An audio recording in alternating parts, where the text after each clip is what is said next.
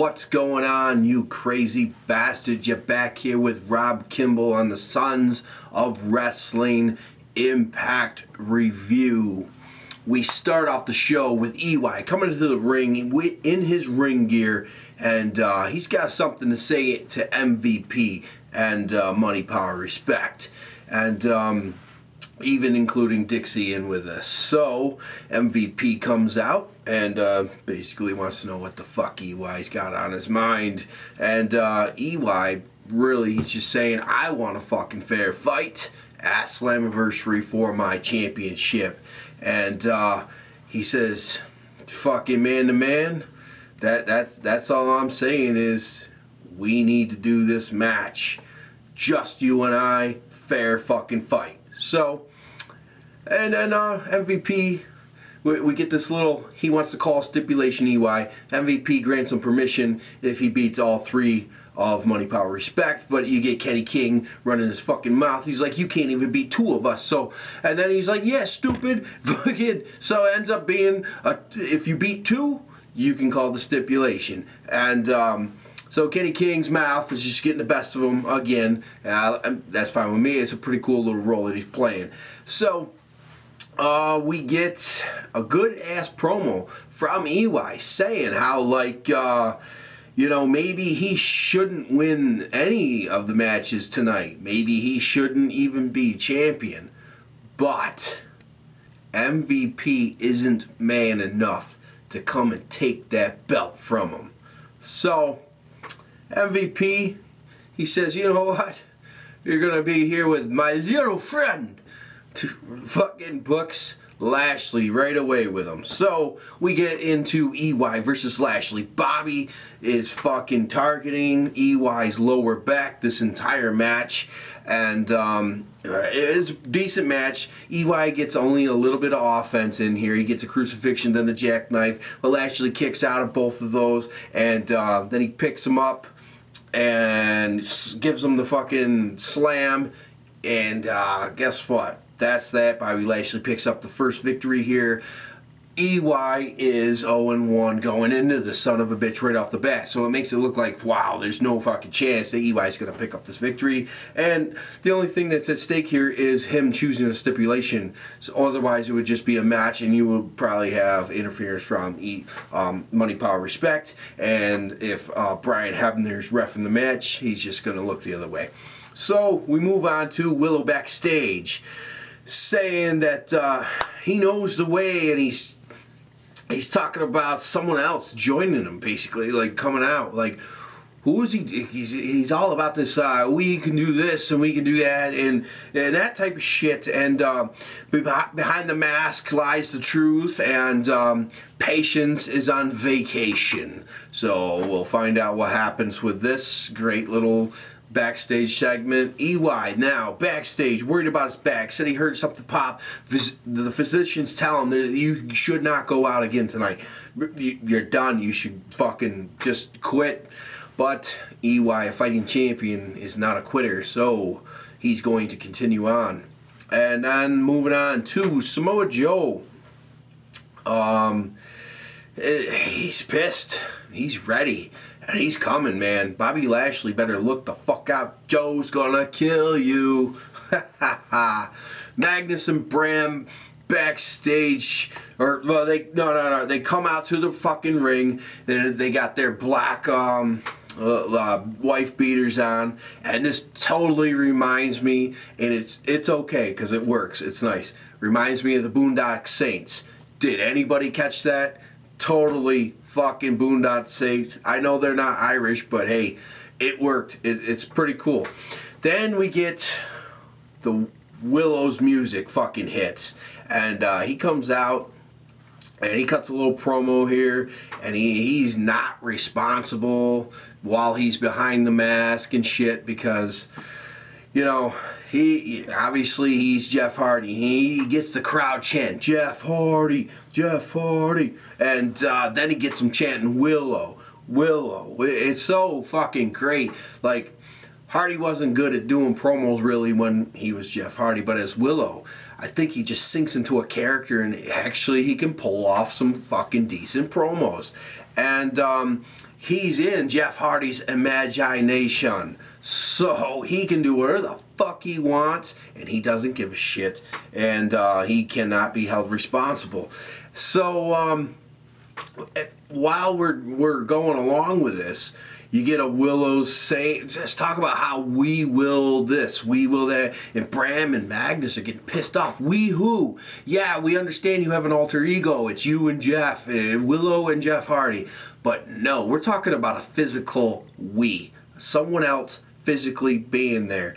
So we get a knock-knock joke, and it's only time I've ever heard a knock-knock joke work to fucking be awesome. We get knock-knock. Who's there? Crowd chants. The who?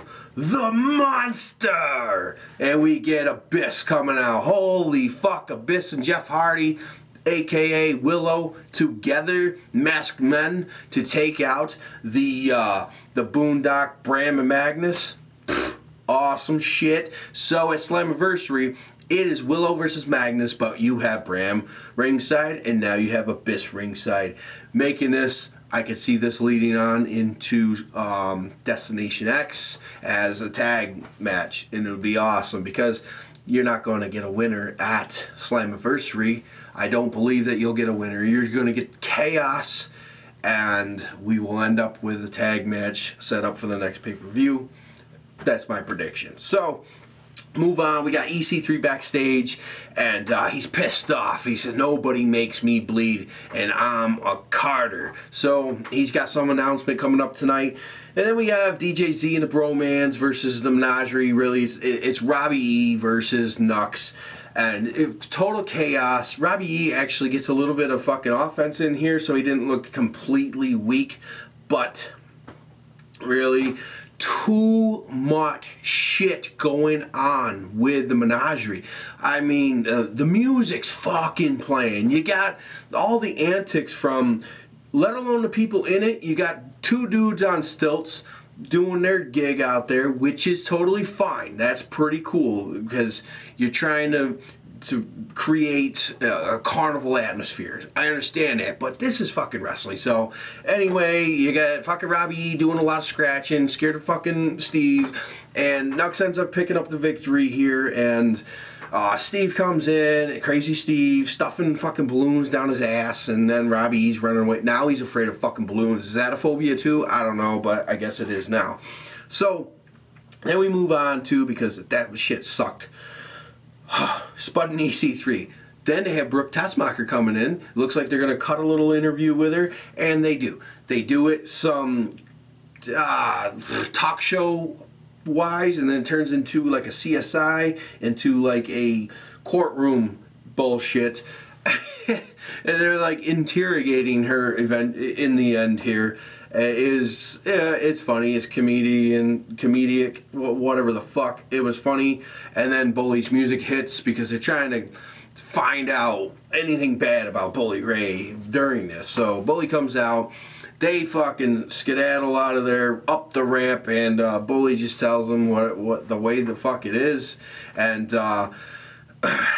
Carter, Ethan Carter, he's like, over my dead body, never. Fucking, he challenges him to a tables match, but then Bully's like, we're going to be in Dallas, Texas. Something that hasn't been done in a while. Everybody would love to see a tables match, but because you sat over your dead body and the crowd gets into this big time fucking awesome, we're going to have a Texas death match. And in the end, fucking EC3 accepts. So, and Spuds is like, no. So we get that match booked up for Slammiversary this coming Sunday. And Bully tells Brooke Tessmacher how cool of a girlfriend that she was. They make up, and that was pretty cool between them two, you know, straightening that out. Then we move on to EY versus Kenny King, and EY comes to the ring limping. His back is all fucked up. And Kenny King, being his cocky self that he is portraying very goddamn good, and this was a really good match. But we end up getting Eway pile driving Kenny King for the victory. So now we have our TNA World Heavyweight Champion 1-1, leading into his match with MVP for his stipulation. Then we have a Knockouts #1 contender match. Brittany versus Gail Kim versus Madison Rayne. The match is underway, and the Beautiful People's music hits. They come out, they join Taz and TNA. They're just hanging with them, and TNA and Taz is very distracted with the Beautiful People. Well, during this, Madison Rayne ends up going after Brittany, and she's just go. And Brittany ends up fucking taking a dive, pulling the ropes down as Madison dives at her. Madison Rayne fucking, she's outside of the ring. And she's screaming, why, you know, this and that. But we ended up getting fucking Velvet Sky jumping up to spray Brittany in the face, or Gail Kim in the face, and hits Brittany. So we get to eat defeat from Gail Kim, picks up the victory, and that's not what the Beautiful People wanted at all. So eat the feet, aka eat the fucking foot. It's only one foot hitting her. So then we have MVP up back with Brian Hebner. Clearly, you can't hear anything, but clearly he's trying to get an advantage here. So we'll find out what that advantage is. We have MVP versus EY coming up. And obviously EY coming to the ring, he's still limping. And as he's coming out, Kenny King and Bobby Lashley jumping from behind and continue this chaos to destroying the man's back. They throw him in the ring, so none of this counted because Brian Hebner does not give the signal to ring the bell. So that's what MVP was talking to him about. And then he gets tossed into the ring. We get the bell. And we actually get a camel clutch out of MVP to EY, getting that pressure onto the lower back. They called it the camel clutch, not an accolade, not an MVP-ish, any name.